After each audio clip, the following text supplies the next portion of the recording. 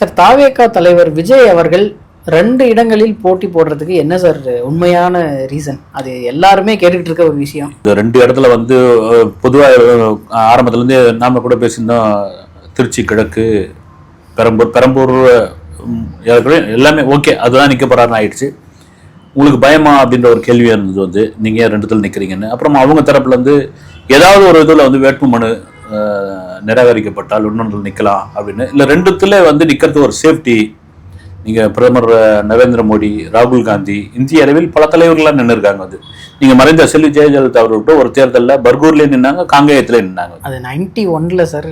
இல்லை ஓகே, நீங்கள் நிற்கிறது அப்படின்னும் போது ஒரு முதல் தேர்தலில் சந்திக்கிறோம், தலைவர் இதுவாகிறாரு, ஓகே, மக்களுடைய மனநிலை எப்படி இருக்குன்னு தெரியாது. ஆனால் ஒரு பயங்கர கான்ஃபிடென்ட்டாக ஒரே தொகுதியில் விஜய் நின்று இருக்கலாம் என்னை பொறுத்த வரைக்கும். நிற்கிறேங்க நான் அப்படின்னு சேஃப்டிக்காக ஒன்று. அது என்ன ஆகும்னா 2த்துல ஜெயிச்சிட்டா உனக்கு இடைத்தேர்தல் வரும். ஆமாம், தேவையில்லாத மறுபடியும் ஒரு செலவாக மாறும். அது வந்து நீங்கள் அப்படி தான் வந்து பர்கூர்ல காங்கேயத்துல 2த்துலையுமே ஜெயிச்சிட்டாங்க. ஜெயலலிதா அவர்கள் ஜெயிச்சிட்டாங்க, காங்கேயத்தில் ஆரம்பிரப்பன் அவர்களை நிற்க வச்சாங்க.